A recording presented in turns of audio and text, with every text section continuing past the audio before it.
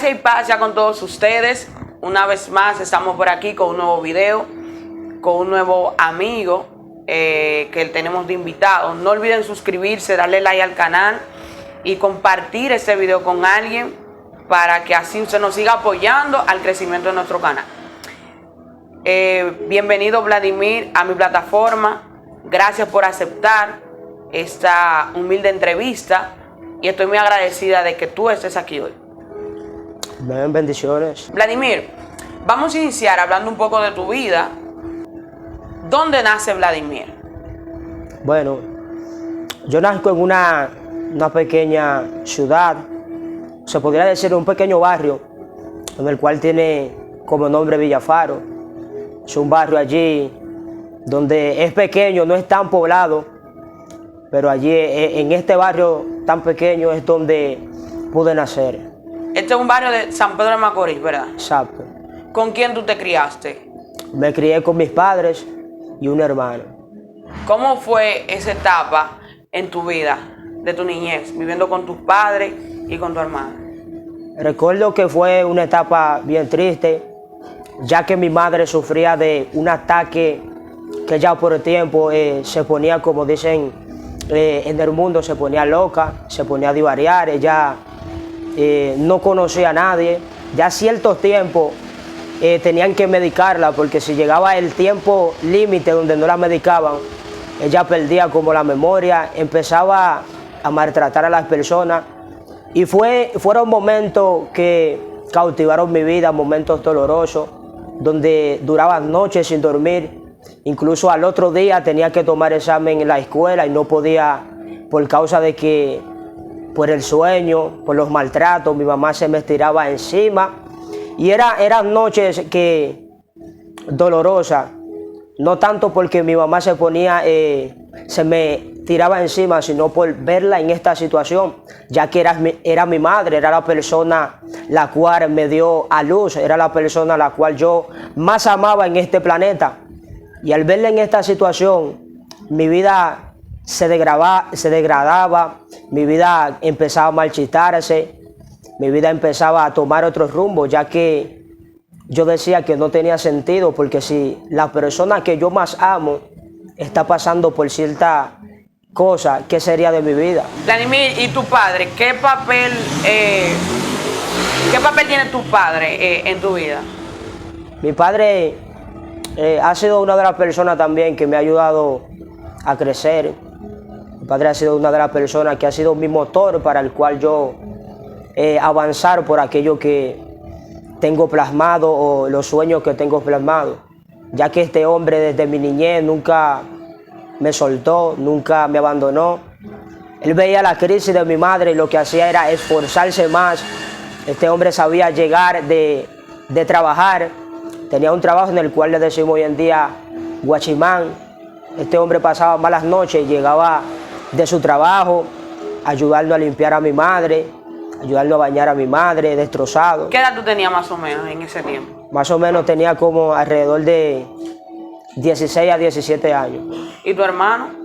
Mi hermano estaba en los 20 y tanto. Ah, tú eres el menor. Sí, yo soy el menor. Fue una situación difícil según la que tú cuentas. ¿Sabes? ¿Cómo tú pudiste lidiar con eso? En ese tiempo tú eras cristiano. No, en ese tiempo no tenía. ¿Y cómo tú aprendiste a lidiar con esa situación?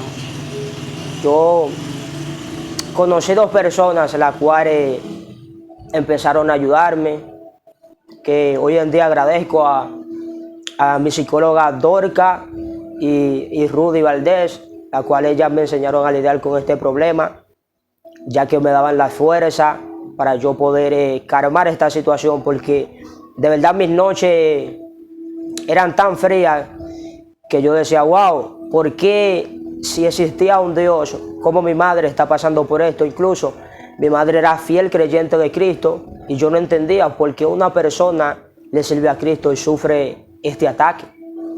O sea, podríamos decir que en medio de tu situación tú lo que hacías era que culpabas a Dios por la situación que tú estabas pasando en ese momento. Exacto. Eso es algo, tú sabes que es muy difícil, siendo un niño, que tú estés pasando por un momento tan difícil. Y lo lógico es, o vamos a decir que es lo normal, que tú acuses a Dios porque esté pasando esa situación. En este canal nosotros tenemos varios videos donde personas también cuentan su historia y llegó ese punto de su vida donde ellos culparon a Dios. Vladimir, ¿a qué edad tú llegas al Evangelio? Recuerdo que llego al Evangelio a los 17 años de edad. ¿Y qué te hace, si tú culpabas a Dios, qué te hace ir a la iglesia? Recuerdo que un día común y corriente, recuerdo que yo tenía una exnovia y esta muchacha me agradaba todavía. Ella se convirtió al Evangelio y esta muchacha me invita a un servicio juvenil. Me dice, mira, hay un servicio juvenil en mi iglesia. Y yo en esa noche nunca mi mente estaba puesta en Dios, sino simplemente en ella.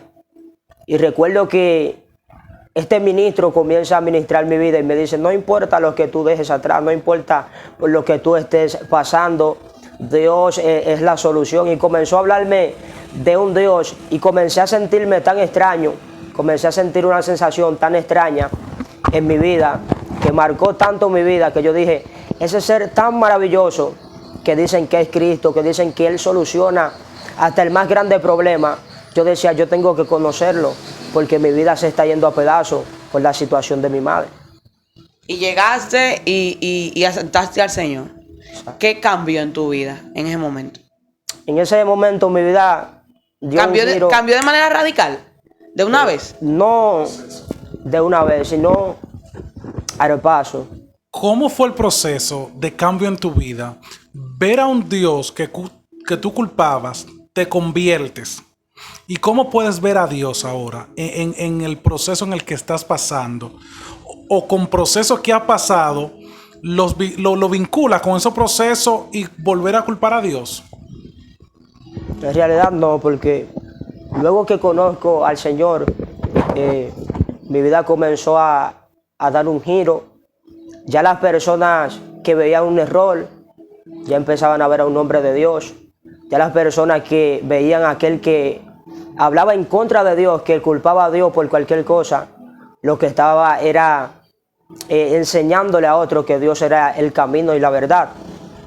Y recuerdo que cuando le doy el sí a Cristo, mi destino comenzó a cambiar de tal forma que ya las personas que no querían tenerme cerca, no querían que yo me fuera de su lado.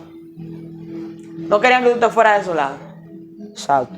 Es muy interesante lo que tú nos cuentas. Entonces llegas a la iglesia con todo este proceso de tu vida y tú ahora predicas. Exacto. ¿Cuándo y cómo tú te das cuenta que tienes el llamado a predicar? Bien, recuerdo que en una ocasión, cuando entro a la iglesia, mi obsesión, mi pasión fue el ser músico. Siempre que entraba a la iglesia estaba apegado a los músicos. Pero llegó una ocasión en el cual, a través de una sierva, Dios la usa y esta sierva comienza a ungir mis labios y comienza a hablarme de parte de Dios. Y desde este momento Dios comenzó también a impartir un amor por las almas a mi espíritu, donde yo odiaba incluso las prédicas. Yo me encantaban los coros, me encantaba brincar, saltar, pero a la hora de las prédicas yo sentía como que no encajaba y yo salía o me iba o me quedaba durmiendo para no escuchar la prédica. Y Dios comenzó a inquietar, a traer esta pasión por las almas tan grande que yo mismo nunca pensé en sentirla. Desde ese momento que esta sierva comienza a hablar conmigo, comienza a hablar a mi espíritu, porque yo sentí que no era con mi carne, comienza a hablar con mi espíritu comienza a condicionarse a lo que era el ministerio de prédica. Vladimir, ¿sanaron esas heridas que tú tuviste antes de llegar a la iglesia? Antes que yo tuviera, de verdad, no, muchas heridas no sanaron al instante, sino con el transcurrir de los tiempos, caminando con el Señor. ¿Cómo fue ese proceso? ¿A qué tú te aferrabas? O sea, yo me aferraba a las cosas del mundo, a la bebida, a las drogas. Pero cuando tú llegas a la iglesia, estás en el templo y tú vienes destruido, porque tú vienes destruido del mundo viene destruido a la iglesia. Tú vienes con herida. ¿Cómo tú buscas la manera de sanar? ¿Seguiste tú con las terapias psicológicas? Exacto. Y te aferraste a qué? A la palabra. Me aferré a la palabra en sí. Y todavía luego de ser cristiano, ¿tú seguías en las terapias? No. Ya ¿Tú no. sabes por qué yo te hago esta pregunta? Porque muchos evangélicos entienden que cuando tienen que ir donde un psicólogo es porque están locos. Exacto. Y nosotros, eso es una ignorancia del evangélico. Porque nosotros tenemos que entender que también los psicólogos lo constituyó Dios. Y Dios le dio esa sabiduría para lidiar con esos problemas. Pero entonces muchos evangélicos dicen que son demonios. Y son heridas que tiene, que vienen del pasado, que vienen con esa herida del mundo, que es lo normal, porque el diablo te destruye. Y ellos dicen que son cosas del diablo. Y por eso no van a donde un psicólogo. Entonces por eso te hago la pregunta, porque yo sé que muchos jóvenes están pasando por esa situación. ¿Cuál es el mensaje que tú le dices a esos jóvenes? Que tú sabes que ellos necesitan que vayan a donde un psicólogo. Y ellos no van porque entienden que eso es del diablo. ¿Cuál es el mensaje que tú le dices? Porque tú pasaste por ahí. Bueno, mi mensaje a darle a esa juventud que va a poder ver este video es que no se lleven de que el psicólogo los constituyó el hombre o los constituyó el diablo, sino es que Dios utiliza herramientas para las cuales llevar su palabra. Porque muchas veces decimos, no, es que el psicólogo no me va a solucionar. Claro que sí, porque Dios fue que le dio la inteligencia y la capacitación para llegar ahí. Una pregunta. Ver esta generación de ministros que está subiendo y ver un proceso de sanidad en ti, ¿qué le dices a esos jóvenes que están dentro de la iglesia, que están heridos, pero que se están refugiando ahora en prédica, ministraciones, redes sociales, sin sanidad? Los jóvenes del mundo van a la bebida, van a la discoteca, tratando de esconderse. Los jóvenes cristianos que no han tomado la decisión de aferrarse a la palabra, de buscar a Cristo, pero que se están escondiendo detrás de los dones, de las prédicas, y siguen heridos. ¿Cuál es tu recomendación? Bueno, mi recomendación a darle a ellos es que se aferren a Cristo y a su palabra. Porque la misma Biblia establece y dice que nosotros no podemos dar a aquellos que no hemos recibido. Y si nosotros estamos heridos, lo que vamos a transmitir son heridas. Amén. Por eso Dios, antes de enviar a sus discípulos, antes de darle la asignación de que predicaran, Él primero comenzaba a sanar sus heridas. Él primero comenzaba a limpiar la vasija para luego depositar algo en Él. Por eso es que vemos hoy en día muchos evangelistas, adoradores, profetas, salmistas, que todavía tienen heridas, todavía tienen golpes del pasado, pero todavía no la han sanado porque no permiten que Dios sea quien lidie con eso. Ahora, Vladimir, tienes el llamado a predicar. Recibes la palabra de Dios y recibes la confirmación del Señor. ¿Cómo tú te preparas? Porque estamos viendo una generación que inmediatamente recibe el llamado o recibe la confirmación. No pasan por un proceso de preparación. Y lo que hace es que salen a la calle una vez a predicar. Y muchas veces dicen cosas antibíblicas. ¿Cómo fue tu preparación? Tú empezaste a ayunar más, empezaste a buscar al Señor, empezaste a leer libros, empezaste a estudiar más la Biblia. ¿Qué tú haces cuando Dios te dice, te llame para predicar? Cuando lo primero que yo hago es creer en la palabra. Luego que creo en la palabra, comienzo a capacitarme en lo que es la palabra de Dios. Comienzo a tomar tiempos a solas con Él. Comienzo a tomar encierro con Él a solas. A hablar con Él más. A envolverme más en lo que es las escrituras. Y comienzo también a hacer ciertos ejercicios, como cuáles. Salía con personas a evangelizar, a dar tratado. Salía con personas a llevar el evangelio a casas donde recuerdo que hacían unos pequeños cultos que le llamaban cultos relámpagos. Y allí comienzo a envolverme en todo eso. Pero no obstante, no dejo de escudriñar la palabra, no dejo de capacitarme, no dejo de orar, ni de empaparme más para yo poder dar aquello que recibí. Bien, Vladimir, yo veo que tú tienes una unión muy bonita con Junior. ¿Qué significa Junior para ti? Junior para mí ha sido un motor, porque este muchacho recuerdo que estaba atravesando por un proceso fuerte, donde este muchacho me ayudó a lidiar, donde yo recibí pisoteones, nadie creía en mí, me decían que Dios no me había llamado. ¿Te rechazaron? Me rechazaban. ¿Experimentaste el rechazo por tu llamado? Exacto, muchos pisoteones. Y recuerdo que Dios trajo a Junior a mi vida y Junior comenzó a caminar conmigo, comenzó a darme fuerza, comenzó a darme palabra y comenzó a hacer cosas que en el mundo nunca un amigo había hecho para mí.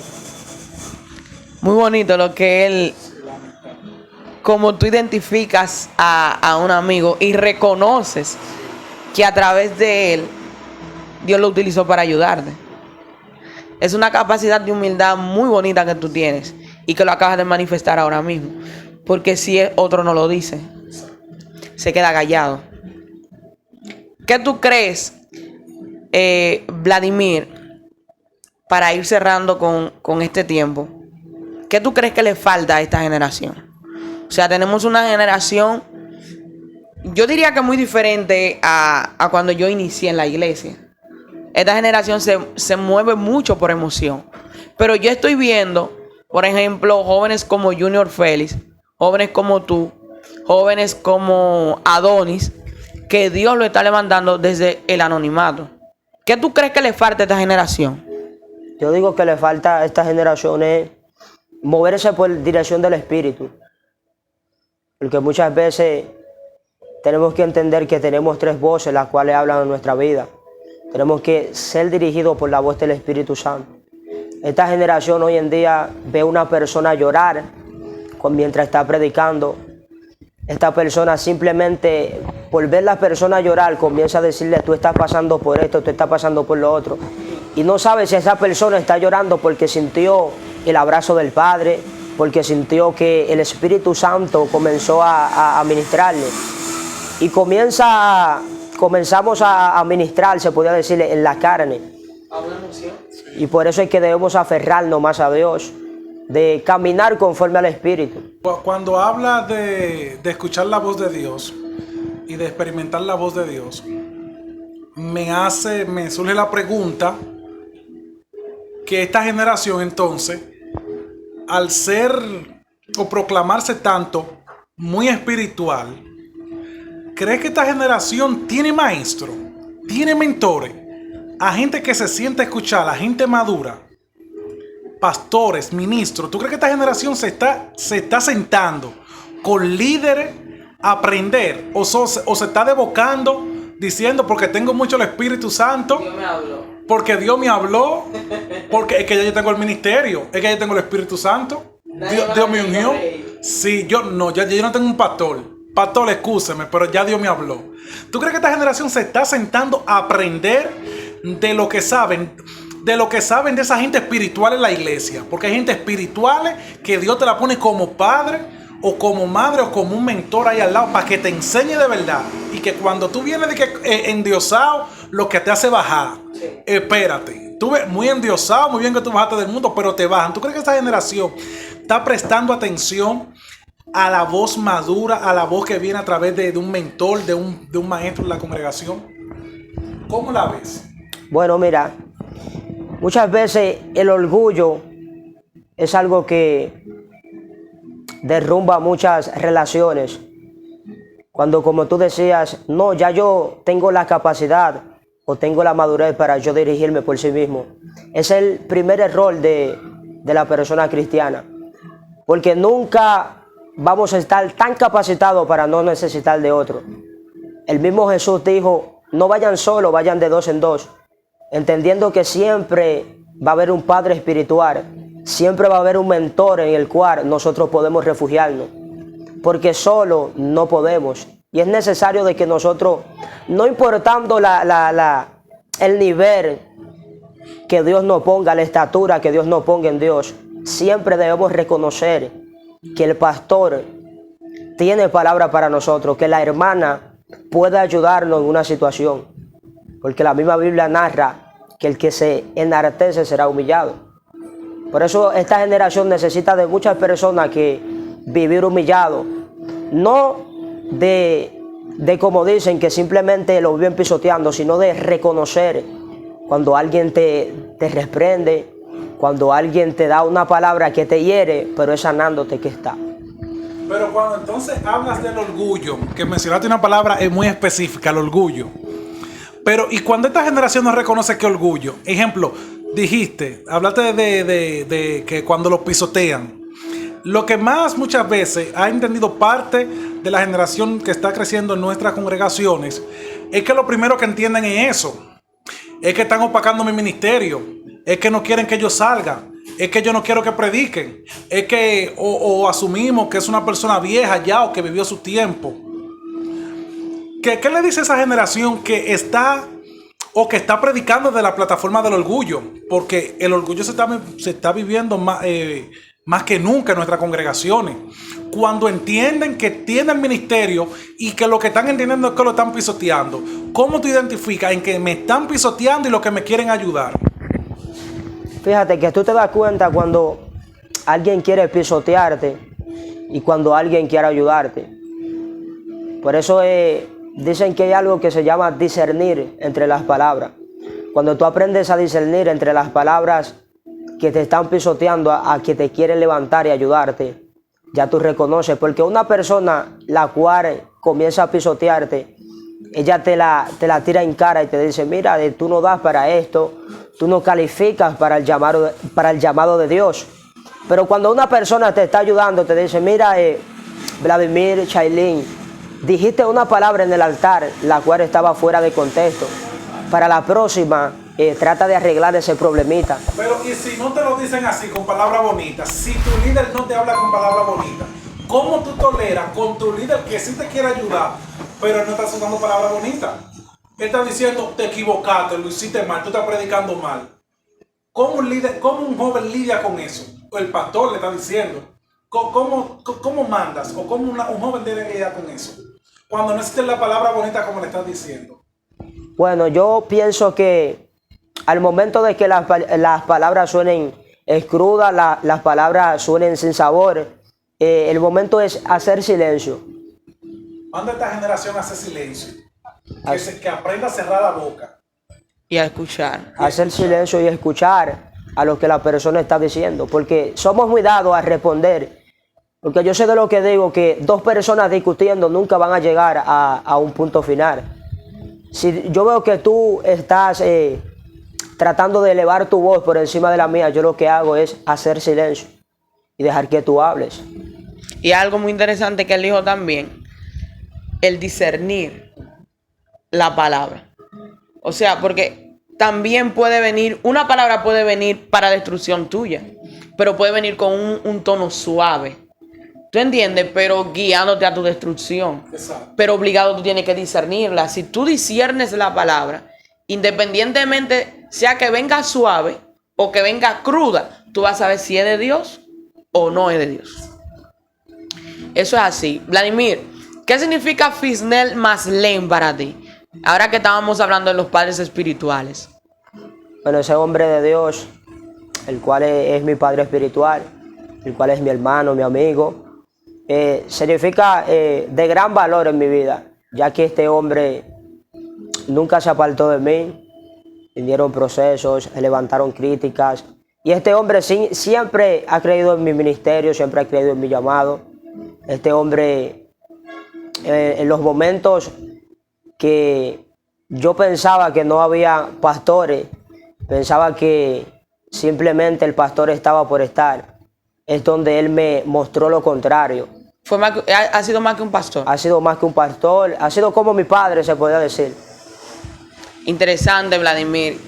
Yo quiero darte las gracias otra vez por tú permitirme conocer un poco de tu historia y que la gente conozca un poco de tu historia y cómo tú has superado cada situación. Para mí ha sido un placer tenerte en mi plataforma y de verdad que me siento muy agradecida y ojalá que tú vuelvas a estar por aquí nueva vez. Te esperamos. Así que gracias y paz sea con todos ustedes. No olviden suscribirse, no olviden darle like a este video, compartirlo con alguien. Apóyennos para poder crecer. También está el canal de Oscar Matos, que lo voy a dejar debajo de este video, para que usted pueda entrar y ver el contenido que él está haciendo y pueda seguirlo. Así que Dios le bendiga y nos encontraremos en una próxima.